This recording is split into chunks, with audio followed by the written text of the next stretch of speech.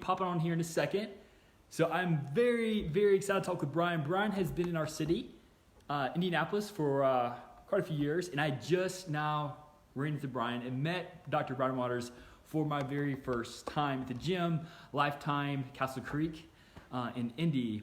And he's been around here for quite some time, so I'm really excited to jump on here and talk with him about his journey to the IFBB Pro stage and what he does in our city to help others feel better and live healthier lives. So I'm gonna wait for him to pop on here. In fact, I'm gonna tag him. It's kind of tricky to load. Here he is. Awesome. So he should be on here any second. Awesome. Let's see. So Brian is at the Fair with his family right now, and he should be popping on here any minute. But tonight we're going to talk about what he does for his profession. Again, he is a physician of chiropractic. He's a chiropractor here in Indianapolis. He does great work. I always want to get local professionals on a live interview. And here he is. I'm going to go ahead and pull him on, and we'll start chatting.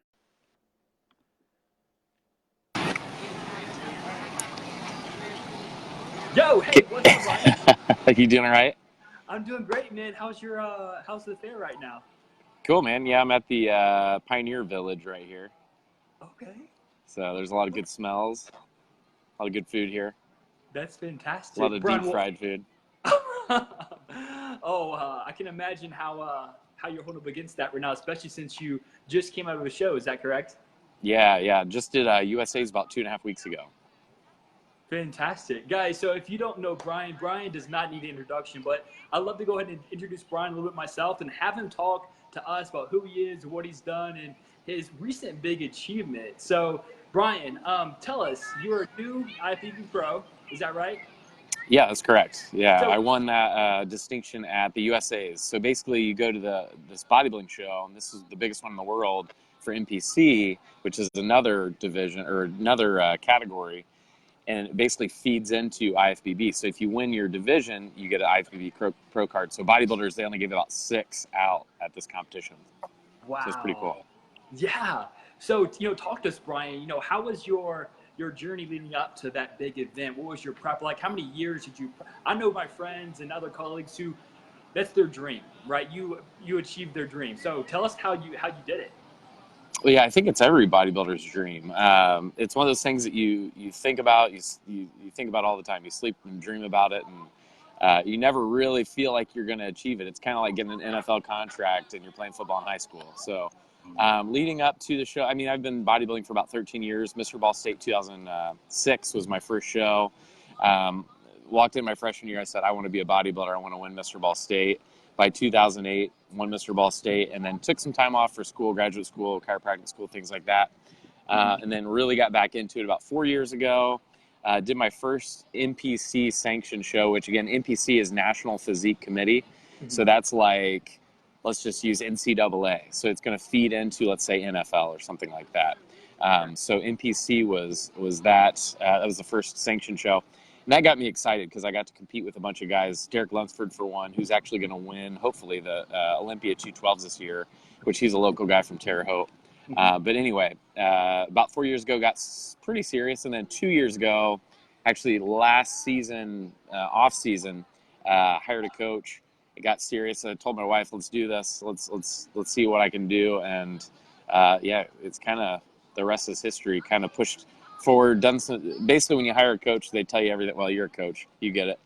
They tell you things you don't want to do. So for me, it was cardio, and I've always done macros, which I was really comfortable with, but him just telling me what to eat and doing cardio changed everything.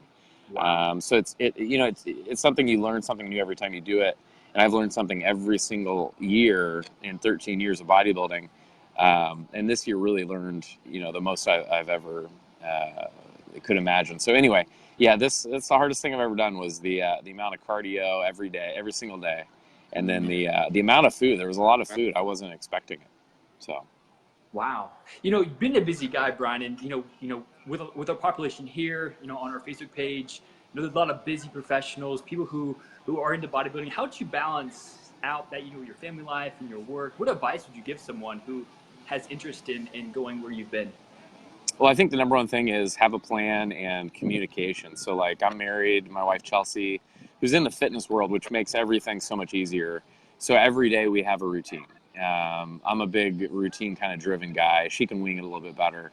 We actually went and winged it on our honeymoon, and I freaked out, but it went well. But anyway, yeah, I think communication is a big thing. So, like, between me and her, if something's not right, talking about that. But priorities, I always talk about my 4 pillars. So number 1 is her. Number 2 is the family and the kids. Number 3 is the patients and the practice, because patients come first, and that makes up the practice, which is my professional career as a chiropractor and physician. And then number 4 is always bodybuilding. So as long as she understands those are my priorities, and my coach understands that. And I had a freak out moment about halfway through where he was like, look, you got to do cardio every day. You got to do it fasted in the morning. And I was like, it's not going to work. And it ended up, I talked to my wife, immediately just kind of freaked out. And she was like, look, you said you're going to do this. You're going to regret it for the rest of your life if you don't.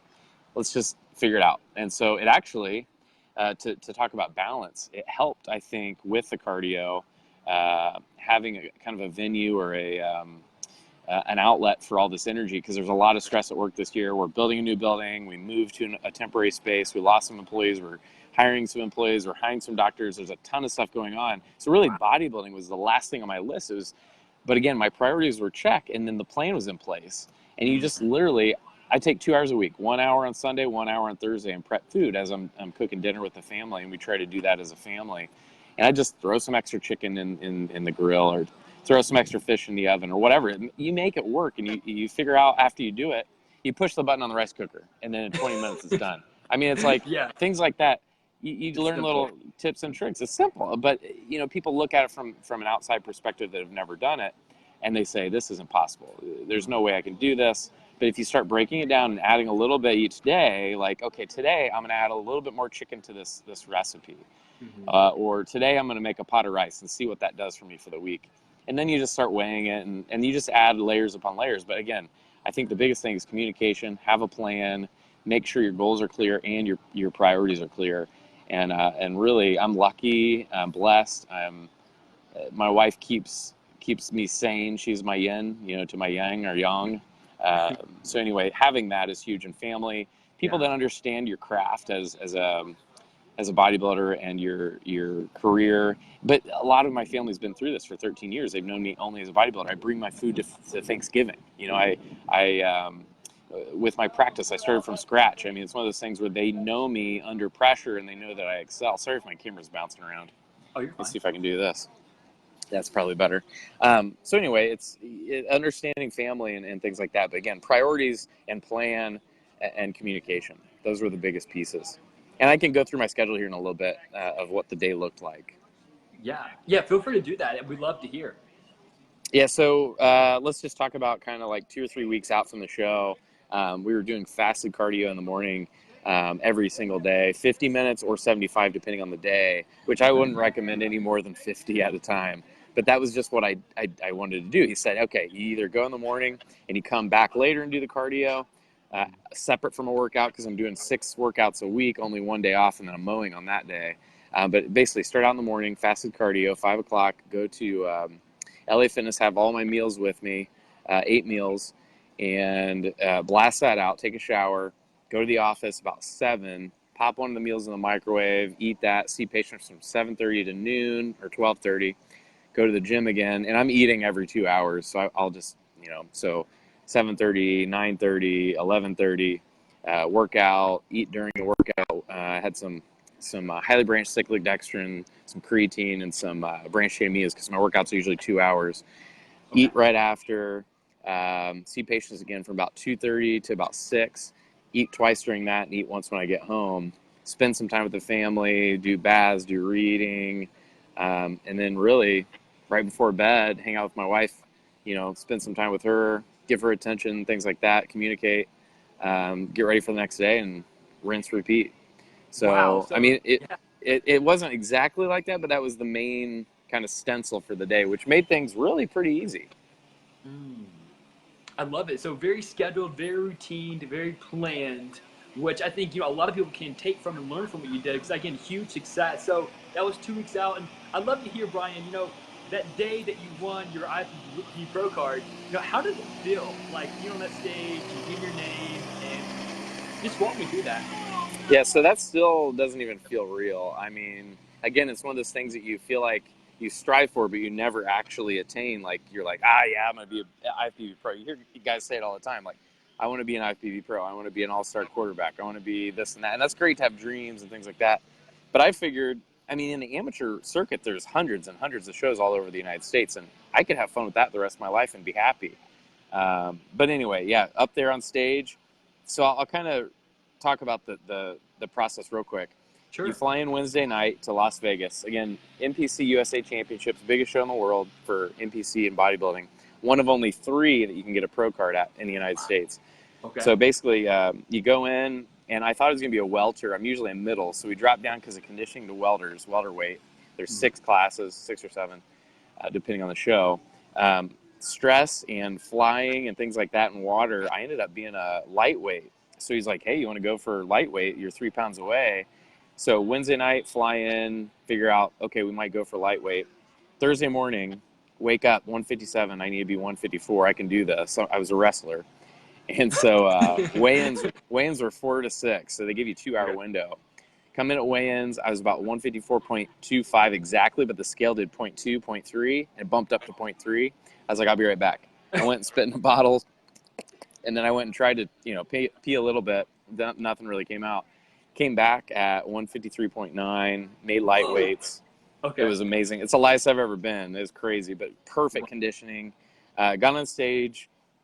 All the competition was awesome. They were big, thick guys. You could tell that they were struggling to be that low and that lean. But I think we had the conditioning. We had the full package. We had the Mr. USA look that everybody's kind of looking for. And hearing my name called, I knew.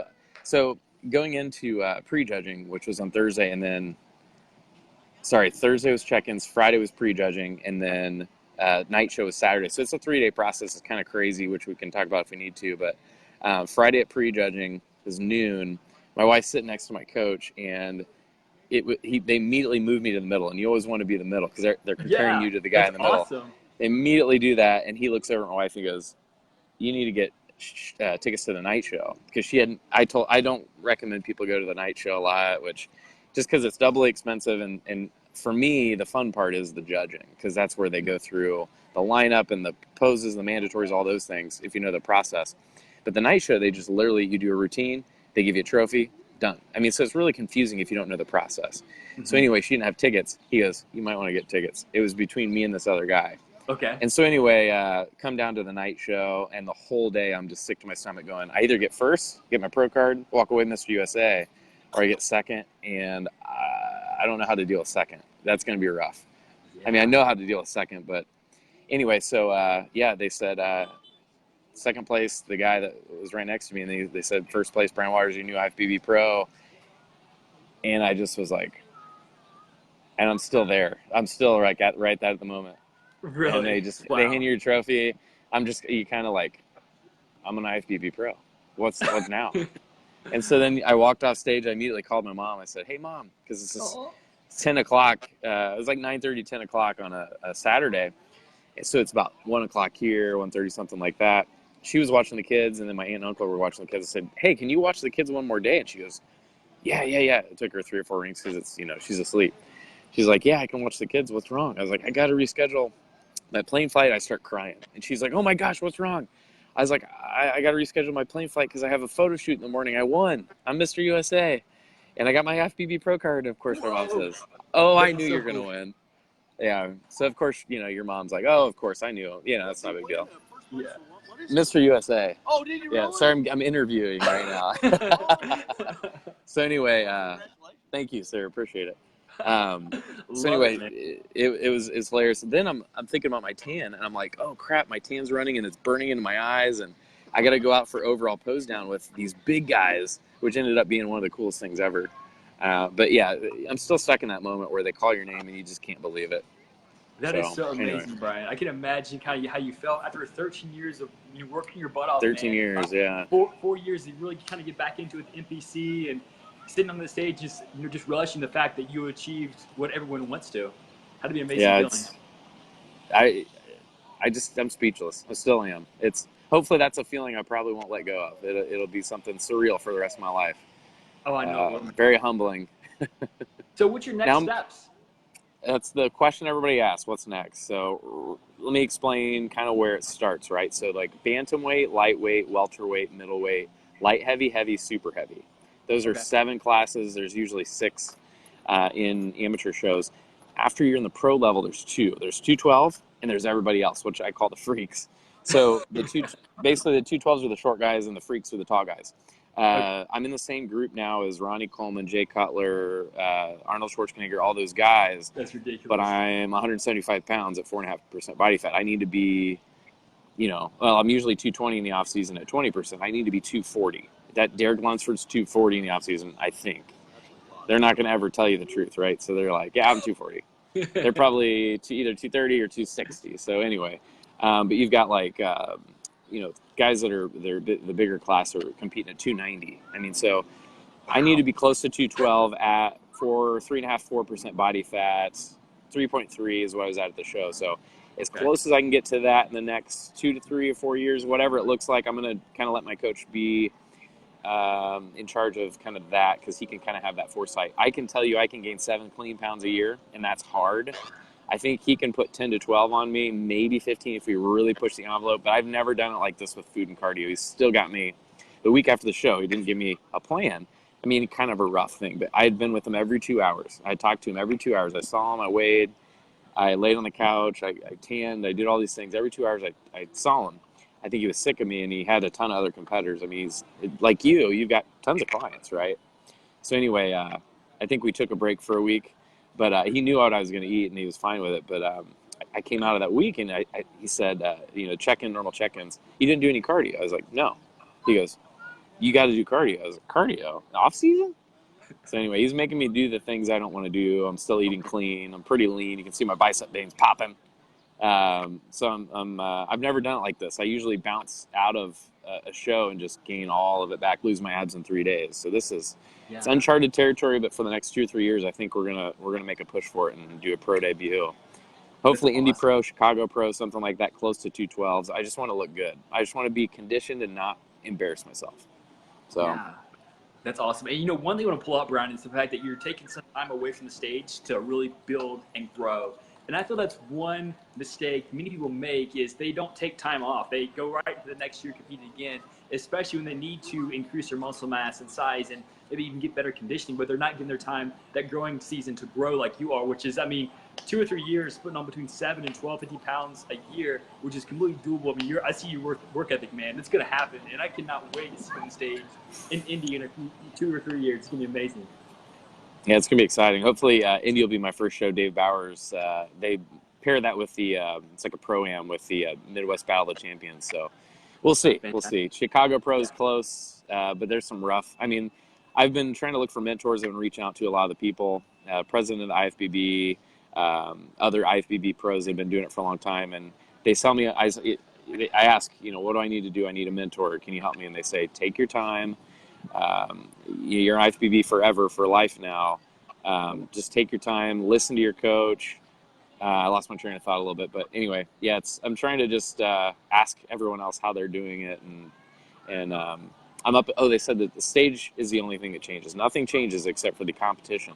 So now I'm up against the best in the world. Now there's only 6 shows in the United States instead of hundreds. So it's completely different. Everybody goes to those shows now. They limit it to, like, I think 20 or 30 guys. So it's completely different ball game. Oh man. So it's just going to help you, man, especially being against those bigger guys and guys that really can push you and that you can compete with. Now you're like with the big dog, so you're just going to up my game. I'm excited to, one more question, if you don't mind. You have a lot of experience in bodybuilding and physique competitions, and like I said, there's pretty much anyone who competes wants to be where you're at right now. What advice, maybe what 2 or 3 pieces of advice would you give to someone who wants to earn their IFBB Pro card? I think the number one thing we would go back to, wherever you are in your life, think about your priorities. So I didn't set out to be a bodybuilder first, right?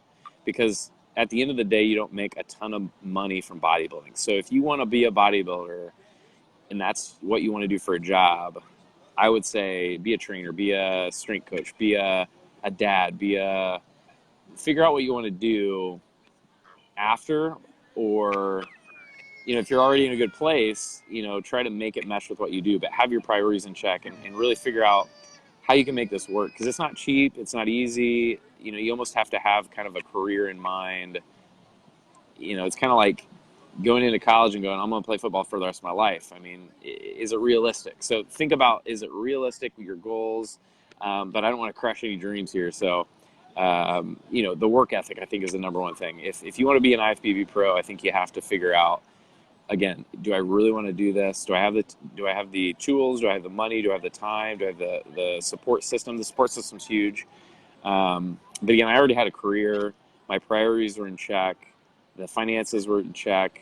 Family, everything like that. The support system was huge. But the work ethic, I think, is the biggest thing, because everybody thinks that bodybuilding is just, they take a lot of supplements and they lift weights. And I'm like, no, I thought that too. And then you're like, oh my gosh. Then you're around a bunch of people that really are and want to be bodybuilders. You're like, that guy is really pushing it. Like, I need to be really pushing every single set for some guys can do 90 minutes, an hour. Sometimes I'm doing about 2.5 hours, probably 2-hour workout solid, and then another 30 minutes of cardio right now. So 2.5 hour workout. But you can make it work on an hour. So, I mean, it's just all about your intensity level and things like that. But again, so the 3 pieces of advice would be, number one, figure out kind of a career, figure out like long-term what you want to do, think about retirement. That's the number one thing I sent Derek when he got his pro card. I said, this is great. You're in the moment. Live it up, man. And you're on to the next, but think about retirement. Think about your future. Think about all these other things. Put your priorities on a list, write them down, say them every day, affirmations, things like that. See if it's realistic, and then, make sure you have a support system, whoever that is. So those are and work ethic. So I guess 4 things. I love it. And, just one thing I'm just really impressed by is just your patience. You didn't do this in 2 years or 5 years. A lot of people think they can, which they may, that's not possible. But I talked to a lot of competitors who are like, hey, I'm getting my IFBB Pro card next year, and they haven't competed yet. I'm like, okay, let's talk realistic goals here. Where are you right now? And so I just want to say your patience and your work ethic. And I love how you set your priorities. And if you have a few more minutes, I'd love to talk about your third pillar, Brian. I know you're with your family right now, so we could always do a second. No, they're floating around looking for some good food. I'm eating. I'll show you what I mean. I've got my beef right here, if you can see it. Nice. Okay. I get beef and sweet potato for dinner. So they're floating around looking for some food. I got some time. What's up?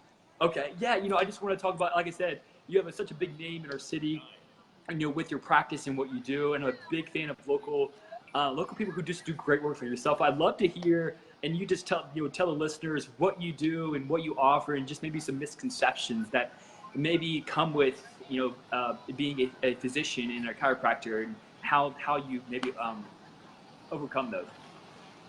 Yeah, so the first thing is I'm a chiropractic physician in Carmel, Indiana, so north side of Indianapolis. I've been doing that since 2011.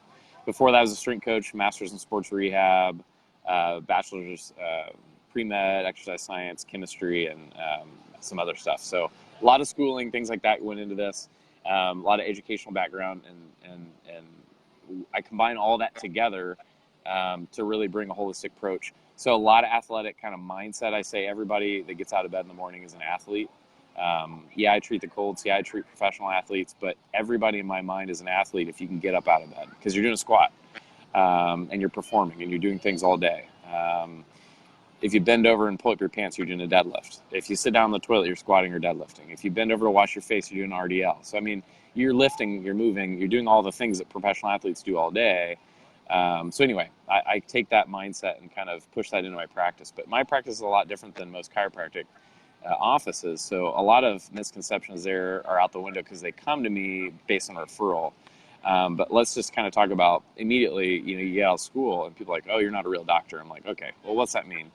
As a veterinarian, a real doctor, is a PhD, a real doctor. What do you mean? I'm a real doctor. I got the student loans to prove it. So, am I a medical doctor? No, I'm a chiropractic physician. So I'm a different type of doctor, but I don't care about, you call me Brian. So then that's the first thing I did was just say, just call me Brian. But I like Dr. Waters because you pay for it and you go through all that and you want to use that term. But, So what we offer, I do ART, which is a big technique. That's what all the professional athletes get. Everybody in the practice gets active release technique, which is a soft tissue myofascial release technique, which really helps move things along. I don't like to say fix because it doesn't fix things, but I've treated one time and people are like, hey, my pain's gone. I'm like, great.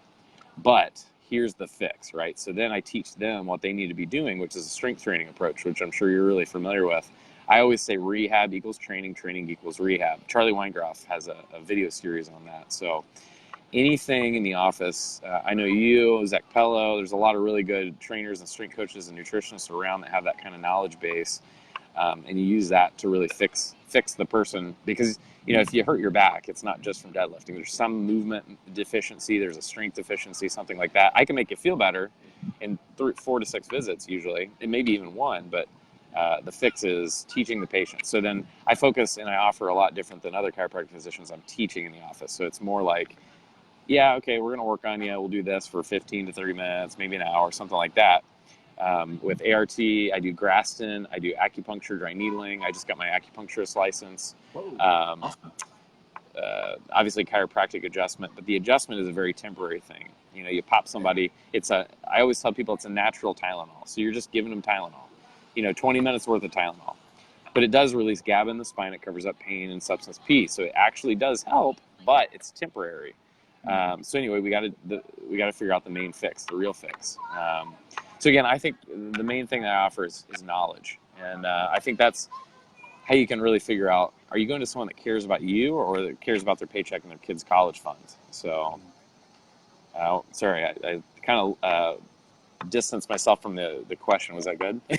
No, it was great. No, thank you. I asked you Okay. like 6 questions at one time. So that was a great answer. Thank you for that, Brian. And I love how you reference that you work with athletes, and everyone who can get out of bed is essentially an athlete, because normal activity movements replicate or are very similar to what deadlifts and squats are. And so, as busy professionals, those who work in offices, for me, I sit all day. Sometimes I stand, have a standing desk. But what are like a few things that busy professionals or the average Joe can do to be more proactive with their care of their bodies? Yeah, so I think the number one thing is try to get a movement practice in place, right? So I usually tell somebody once a week, just because it depends on where they're at. But, after I interview somebody, after we talk for the first time, I get a feel or a sense for how much time they have in their day. So get a movement practice in place, whatever that is. So if you sit at a desk all day, maybe first thing in the morning, do some yoga flow for 5 minutes before you get out of bed, right after you get out of the shower. Halfway throughout, what I would call snack time. So 10 o'clock, snack time, get up and move, do Brugger's position, which is you stick your chest out, you turn your palms, you open I can't angle it right. That's okay. Basically, I'm chest up, I'm kind of in a corpse position standing. Sometimes I'll recommend getting a foam roll or yoga mat, roll it up and lay it lengthwise on the floor. And I've got all these on my YouTube channel, Indie Spine and Rehab, a bunch of videos on how to do this. But basically breaking up your day and having little transition areas throughout the day, I think helps. Even just a minute, 30 seconds, stuff like that, I think helps significantly. And just getting something where the patient or the person thinks about movement, thinks about, oh my gosh, I've been sitting like this for 2.5 hours, I need to move. If you can get them thinking about that, guess what? They're going to be sitting up straighter. And again, I'm not a big posture person, but it does help to be in a more natural, neutral position. And I say position because I think Kelly Starrett's the one that says posture is a prissy word for position. Because really, posture means static. We're not static people. We're not static. We don't want to be static, at least. So position. Anything you do, you need to be a good position for. Deadlift, squat, sitting, standing. But you can't do anything for very long, because then you're static. And static is dying, right? Right. Awesome. Well, that's beautiful. I love that answer, Brian. Thank you. And you have a lot of knowledge. I'm just honored. I'm just taking things in myself. Like, I don't have a lot of knowledge in what you have, obviously. So thank you for sharing what you have. And, with your knowledge from your academic career and your bodybuilding career and just what there's a lot of people here that are just trying to improve their health, feel better, be happier. So if there were just 3 things that you could tell us, just from your experience, what what 3 things could we do today that could help us be healthier and happier? So it's a really broad thing. So I'll just give you what I tell people, kind of summing up life. I think the number one thing is being like happy and finding happiness. Now that's, I'll separate it from that. But I think the Thank number you. one That's thing is very to find complex. some kind of happiness. Like most people aren't, I mean, I don't want to get all weird and stuff, but you got to find something that makes you happy. So a Sure. lot of people are kind of lost. But other than that, I would say sleep, nutrition, and some kind of movement practice. So those are the big things I always talk about, because someone comes in and they have an injury, the first thing I say is, how do you sleep? Because if you've got some kind of muscle injury, where do you repair your muscle? Well, during sleep. Your growth hormone releases, all these things like that. Rest helps the body, right? So if you don't take time off, you start getting sick, you plateau, and you get weaker, and you start to get injured. So a lot of times I say sleep is the most important thing that you can improve, and that comes with habits and behaviors that you have to change. I have a nighttime routine that I have a routine all day, but I have a nighttime routine that helps me with that. So sleep's number one, water is number two. I think a lot of people don't drink enough water. They think that coffee is water, but coffee actually depletes. For every 1 cup of coffee, I say 1 to 2 cups of water. Same thing with tea, same things with pop, all that good stuff. So sleep, water, and then movement. So whatever that movement is, if it's the yoga float I talked about, the breaks throughout the day, or even just getting in the gym once, twice, 3 times a week. Again, it depends on the person, where they're coming from. If they're stagnant, if they're sedentary, or if they're like, like let's say me, I work out every day, but really coming up with a healthier approach to, is it needed every day? Is it something where you maybe need to do 4 days a week for a few weeks or whatever? So sleep, water, and some kind of movement practice, I think, are the keys to kind of staying healthy through life. But again, overall, just finding something that makes you happy, and then finding somebody to share that with, hopefully. But some people don't need that, so. Yeah, well, yeah, I'm glad you point out sleep, because I think it's super underrated. Like myself, I'm like, oh, I can do 5 hours sleep a night, and you know what? I mean, I went to I a need conference. 9 to 10, man. Yeah, so I mean, if you have a second, I'm being selfish again, but could you tell us about your nighttime routine? Yep. So my phone is a cell phone, my office cell phone. I've got all my numbers go to port to one phone, which is Okay. good and bad. A lot of people think it's hilarious, but I batch throughout the day, so I don't actually utilize my phone very much. I keep it away from me most of the day. It's either on my receptionist desk and she answers it, or it's at home on the kitchen. There's an area. But anyway, at 7 p.m. it kicks onto standby mode, or a do not disturb, until 7 a.m. So after 7 p.m., now that's lately with social media, I've been getting like thousands of messages, stuff like that. Maybe 7:30, but 7 usually. Stop, focus on the family, focus on the wife, things like that. Do bath time, all that good stuff. And then after kids are put down, wife and I have spent some time. I read for whatever I can. Sometimes it's 5 minutes if I get really tired. Sometimes it's 30 minutes, but it's always a lamp next to my bed, in either a paper book or a paper white Kindle, because that doesn't have a backlight. So I'm trying to get away from that backlight, that blue light that Okay. messes with your circadian rhythm. I also do a little CBD oil every single night. You don't have to do that, but for me, I think I don't drink, I don't smoke, I don't do all these other things that people, I think, feel like they need to do. So I do CBD. I think it helps me sleep a little bit more. If I wake up, I go right back to sleep. So especially when I'm doing prep, I pee a lot in the middle of the night, and I get right back to sleep with the CBD oil. So it helps me have more restful sleep. So again, I do my little routine with the kiddos. After 7, I'm not using my phone. Do a little reading if I can, and I turn off my lamp, go to sleep. And then from it's usually about 9 o'clock till about 5 o'clock, I'm pretty darn zonked out. And then every other day I sleep till about 6. So usually it's that 8 to 10 hour window. And then right when I get up, I don't stare at my phone.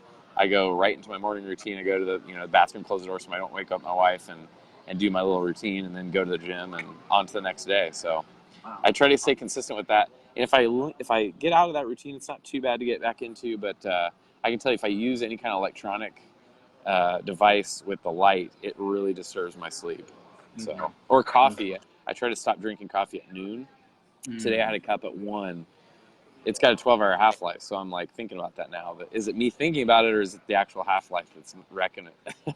So Right. Right.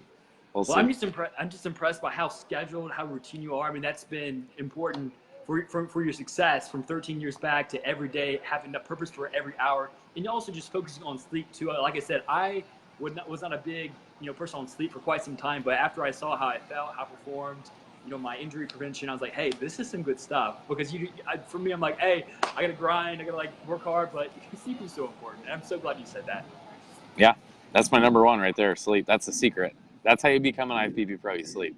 Love it. Well, Brian, for those who want to follow your journey as you continue on throughout your bodybuilding career as an IFBB pro, where you mentioned a YouTube channel for your business, for people who are interested in your business and your own personal journey, how can they follow you? Yeah, so I think the best option is going to be indiemuscle.com. It's my wife and I's fitness kind of blog / inspirational website / you can get our workouts, things like that. I'm not trying to be you. I'm not trying to be a coach or a nutritionist, anything like that. But basically, people ask us over and over again, especially my wife. She is sexy. She is beautiful. She's an amazing mother. She has an amazing work ethic. She's over there. I could see them. They're eating. And so what happened was every time we'd be in the gym, somebody would say, hey, can you write down your workout for me? Well, it'd take her a half hour to an hour. We finally came up with a place where we just share all that information. I think it's Awesome. like $35 for a workout, things like that. Macro template is $10. But I have a blog post on there. I just type up a thing, my journey basically on becoming an IFBB. So indiemuscle.com is probably the best way to follow us. Now, at Dr. Brian Waters with 2 T's is my Instagram, obviously, and my wife's at Chelsea June. That's probably the most up-to-date way to follow us. So posting stories, post things like that, and you can message us on there. But Indie Muscle will find us too, and indiespine.com is also a good website to obviously track me down at my practice. So those are the 3 ways. But Instagram's probably number 1, Indie Muscle. You can follow us on there too. But Dr. Brian Waters, Indie Muscle, Indie Spine. And then the website Indie Muscle and the other website Indie Spine. So if that wasn't too confusing, sorry. No, I'll put it in the comments, and I cannot Perfect. wait to check out your YouTube page as well. I honestly did not know you had that, so I can't wait to. Yeah, Indie Spine Rehab. It's like 50 or 60 Perfect. videos on there. Check it out. Whoa, that's awesome. Well, Brian, hey, I really appreciate your time, sir. Thank you for all the knowledge you share with us, and tell us about your journey to the IFBB Pro stage. Again, congrats again on such a huge victory, man. Like, seriously, I've been a big fan of yours for quite some time, and thank you for giving me your time today, too, as your family's at the fair and eating food. So Absolutely. I really appreciate it. Yeah, if I don't like to say free information, but I do give a lot away just because I feel like if you do good by people, they do good by you. So people reach out. If you have questions, find me on social media. You can Google my name and find me. You can probably find my cell phone somehow and text me. Just reach out if you have questions, things like that. I am all about sharing information and knowledge because I am comfortable with what I do. I'm comfortable in life, and I want to help other people. So, yeah, I appreciate you having me on here, Garrett. Let's do it again. I could spend. I thought this was going to be 2 hours, so I could spend 3, 4, 5 hours. Let's do another. Let's do a mini series. Let's do it. I could definitely kept talking about the IFBB Pro thing, but I know that I felt bad when you said, "Hey, my family had a fair." Like, oh man, it's gonna be short. But let's definitely. No, you're good. Yeah, pick. Have some of your listeners pick some common injuries like piriformis syndrome, sciatica, back pain, neck pain. Have some people throw some stuff out there, and we'll talk about it next time. Cool. That sounds great, Brian. Thank you so much. And All right. Thanks for having me, Garrett. Appreciate it. Hey, thank you. All right. See you later.